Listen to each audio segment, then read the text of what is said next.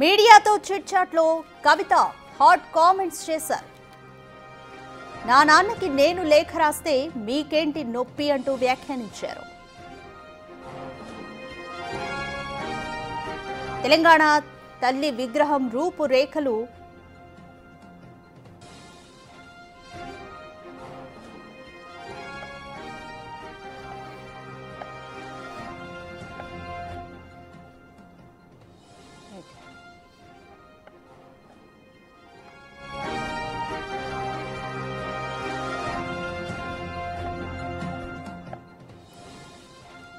మీడియాతో chit chat లో కవిత hot comments చేశారు. మా నాన్నకి నేను లేఖ రాస్తే మీకేంటి నొప్పి అంటూ వ్యాఖ్యానించారు. తెలంగాణ తల్లి విగ్రహం రూపురేఖలు మార్చినప్పుడు పార్టీ నాయకులు ఎందుకు మాట్లాడలేదు అంటూ కవిత ప్రశ్నించారు. మా నాన్నకి నేను లేఖ రాస్తే మీకేంటి నొప్పి అంటూ లేఖ లీక్ చేసిన వాళ్లను పట్టుకోమంటే నా మీద ప్రతాపం చూపిస్తే ఎలా అంటూ ప్రశ్నించారు. తెలంగాణ తల్లి విగ్రహం రూపురేఖలు మార్చినప్పుడు ఎందుకు పార్టీ నాయకులు మాట్లాడలేదు అంటూ కవిత ప్రశ్నించారు. దేశం బయట మీడియా సెల్ పెట్టుకుని దాడి చేస్తామంటే ఎలా అంటూ అన్నారు. బీఆర్ఎస్ లో కొంతమంది నాయకులు బీజేపీతో, కొంతమంది కాంగ్రెస్ తో టచ్ లో ఉన్నారన్నారు. బీఆర్ఎస్ వజ్రోత్సవం మీటింగ్ సక్సెస్ చేసింది కేసీఆర్ మాత్రమే, నేను రాసిన లేఖలో తప్పేముంది అంటూ ఆమె ప్రశ్నించారు.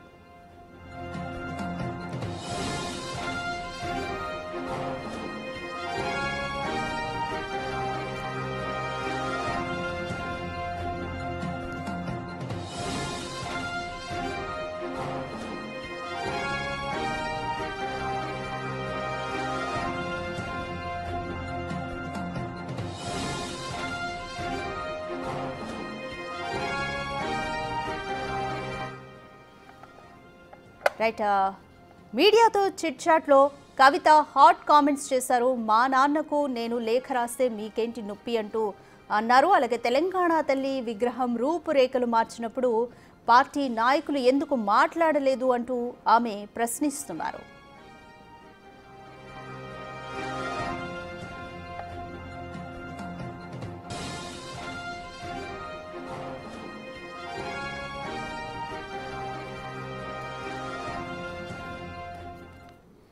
దీనిపై మోర్ డీటెయిల్స్ మా అసోసియేట్ ఇన్పుట్ ఎడిటర్ నగేష్ అందిస్తారు. నగేష్, కవిత చేసిన కామెంట్స్ ని ఏ విధంగా చూడాలి? అంటే లేఖ ఎలా లీక్ అయింది అన్న దానిపై ఫోకస్ చేయాలి అన్నట్టే తన ఉద్దేశం అనుకోవచ్చా?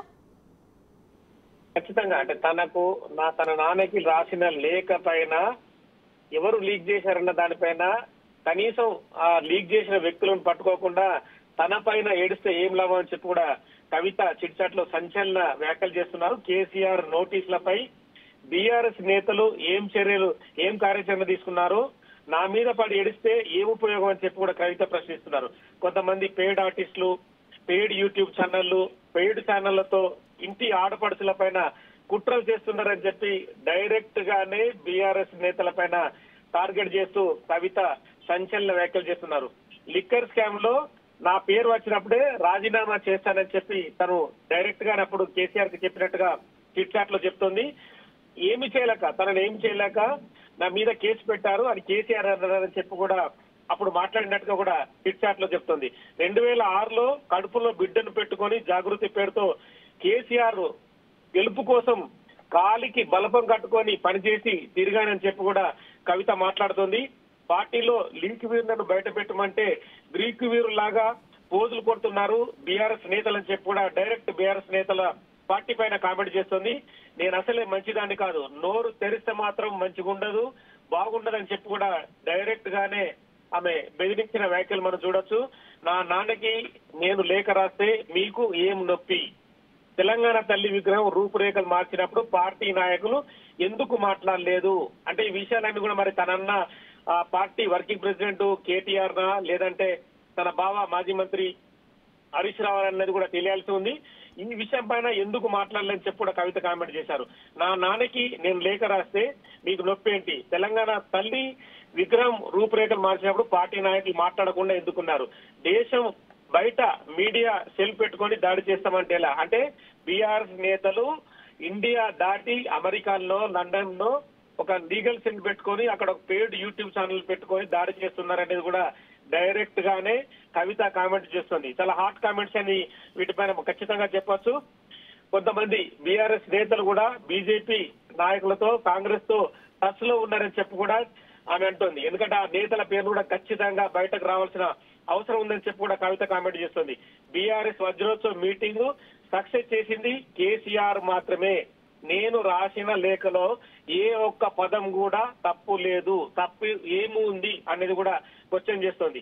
కేసీఆర్ నోటీసుల పైన బీఆర్ఎస్ నేతలు ఏం కార్యాచరణ తీసుకున్నారు అని చెప్పి కూడా ఆమె ప్రశ్నిస్తుంది. మొత్తానికైతే కవిత కామెంట్ అనేది కూడా చాలా ఇంపార్టెంట్ విషయాలే మాట్లాడినట్టు మనకు కనబడుతుంది. బీఆర్ఎస్ పార్టీ నా పార్టీ, పార్టీ బలోపేతం కోసం నా రక్తం చిందించాను, నా రక్తం దారపోసానని చెప్పి కవిత అంటోంది.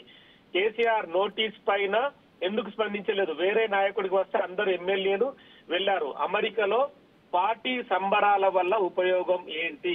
అమెరికాలో రజతోత్సవ సభ నిర్వహించడం కోసం పార్టీ వర్కింగ్ ప్రెసిడెంట్ కేటీఆర్ తో పాటు చాలా మంది ఎమ్మెల్యేలు, మాజీ మంత్రులు, పార్టీకి సంబంధించిన మాజీ కార్పొరేషన్ చైర్మన్లు వెళ్లారు. వాళ్ళందరినీ డైరెక్ట్ గానే టార్గెట్ చేస్తూ అమెరికాలో పార్టీ సంబరాలు చేయాల్సిన అవసరం ఏంటి, దాని వల్ల ఉపయోగం ఏంటి అనేది కూడా కవిత కామెంట్ లో చెప్తుంది.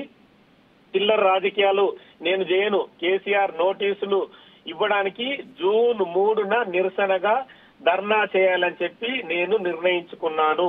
జాగృతి వేదికగా నేను చేస్తున్న ప్రతి పని పార్టీ బలోపేతం చేసేవే, పార్టీ చేయని పనులు నేను చేస్తున్నాను, జాగృతి పేరుతో నేను చేస్తున్నాను చెప్పి కూడా కవిత చాలా హాట్ కామెంట్సే చిట్ చాట్ లో పేర్కొంది. డైరెక్ట్ గానే భారత రాష్ట్ర సమితి పార్టీకి సంబంధించిన ముఖ్య నేతలందరినీ టార్గెట్ చేస్తూ మాట్లాడిన పరిస్థితి చిట్ చాట్ లో.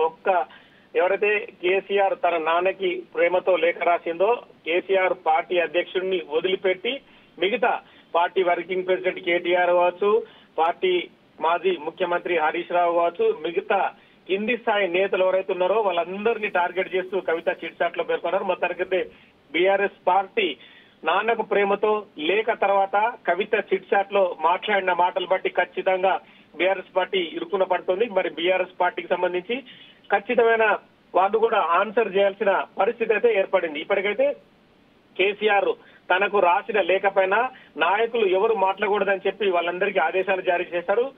ఇందులో కేటీఆర్ తో పాటు మాజీ మంత్రి హరీష్ ని, మిగతా నేతలందరినీ కూడా లేఖ పైన ఎక్కడ కూడా నోరు విప్పకూడదని చెప్పారు. కానీ చిట్ చాట్ లో చేసిన వ్యాఖ్యలు మాత్రం చాలా పెద్ద ఇష్యూ, బిగ్ ఇష్యూని తీసుకొస్తున్నాయి. ఎందుకంటే 10 ఏళ్ల పాటు నగేష్, కేసీఆర్ కి నోటీసులు ఇవ్వడాన్ని నిరసిస్తూ నేను జూన్ 3న ధర్నా చేస్తా అంటూ కవిత ప్రకటించారు. ఇటువంటి ప్రకటన వేరే పార్టీలోని వేరే నాయకుల నుంచి రాలేదు. పార్టీలోని వేరొక నాయకుడికి నోటీసులు వస్తే అంతా కదిలొచ్చారు, కానీ కేసీఆర్కి వస్తే ఎందుకు కదిలి రాలేదంటూ కూడా ఆమె వ్యాఖ్యానించారు. సో ఇవన్నీ ఏ విధంగా చూడాలి? అంతర్గతంగా ఉన్న కొట్లాటను మళ్ళీ కవిత మీడియా ముందు పెట్టిందని అనుకోవచ్చా? ఖచ్చితంగా అనుకోవచ్చు. అంతర్గత విభేదాలు, బీఆర్ఎస్ పార్టీ ఇప్పటి వరకు కూడా సైలెన్స్ గా ఉంది, బీఆర్ఎస్ పార్టీ ఒక తాటిపైన నడుస్తుందని చెప్పి అందరూ అనుకున్నారు. ఎందుకంటే ఇప్పటికీ అధికారం కోల్పోయి 15 ఏళ్లు దాటింది. 15 ఏళ్లు దాటినా కూడా పార్టీకి సంబంధించిన లైన్ లో వాళ్ళు ఎక్స్ వేదికగా మాజీ మంత్రి కేటీఆర్, హరీష్ గాని వాళ్ళందరూ ఎప్పటికప్పుడు కాంగ్రెస్ పార్టీని, బీజేపీని టార్గెట్ చేస్తూ వాళ్ళు కామెంట్లు చేస్తున్నారు. కానీ ఈ క్రమంలో కవిత చేసిన ఈ వ్యాఖ్యలు అయితే ఖచ్చితంగా బీఆర్ఎస్ పార్టీని ఇరుకున పెట్టే విధంగా ఉన్నాయి. ఎందుకంటే వేరే నాయకుడికి నోటీసులు వచ్చినప్పుడు మీరు స్పందించారు, పరిగెత్తారు, ధర్నాలు చేశారు, నానాంగమా చేశారు. అదే పార్టీ సంబంధించిన అధ్యక్షుడు, మాజీ ముఖ్యమంత్రి కేసీఆర్ తెలంగాణ ఉద్యమాన్ని నడిపిన వ్యక్తిని నోటీసులు వస్తే మీరు అసలు కనీసం స్పందించకుండా హైదరాబాద్ అమెరికా వెళ్లి రజతోత్సవ సభ నిర్వహిస్తున్నారు. అంటే రజతోత్సవ సభను అంటే అధ్యక్షుడిని, పార్టీ అధ్యక్షుడికి కనీసం నోటీసులు వచ్చినప్పుడు ఇక్కడ కార్యాచరణ అనేది తెలంగాణలో ఏం చేయకుండా, అంటే రోడ్లపైన నిరసనలు కావచ్చు, ధర్నాలు కావచ్చు, ఒకవేళ ఈ కమిషన్ విచారించే క్రమంలో కమిషన్ దగ్గరికి వెళ్లి భారీ ఎత్తున ధర్నాలు నిర్వహించడం కావచ్చు, ఇలాంటివి ఏమీ చేయకుండా రజతోత్సవ మీటింగ్ల పేరిట అమెరికాలో వెళ్లి మీరు అక్కడ నానా హంగామా చేస్తున్నారు. ఆ హంగామా వల్ల తెలంగాణలో జరిగేది ఏంటనేది కూడా ఆమె క్వశ్చన్ చేస్తుంది. అంటే ఓవరాల్ గా ఖచ్చితంగా తన నాన్నని సమర్థిస్తూ మిగతా పార్టీ నేతలు, తన సొంత అన్నని, బావని, మిగతా అందరినీ కూడా బీఆర్ఎస్ పార్టీలో ముఖ్య నేతలు ఎవరైతే ఉన్నారో, మంత్రులుగా వెలిగిన వ్యక్తులు కావచ్చు, మిగతా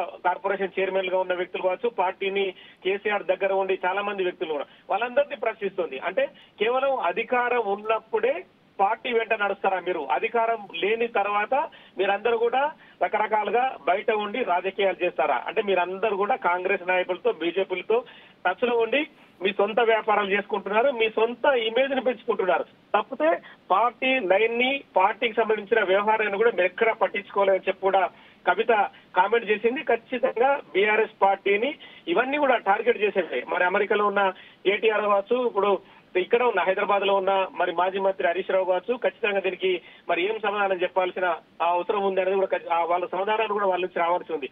ఇప్పటికైతే కేసీఆర్ మాత్రం మౌనం వీయడం లేదు. తన ఫామ్ హౌస్ లోనే ఉన్నాడు.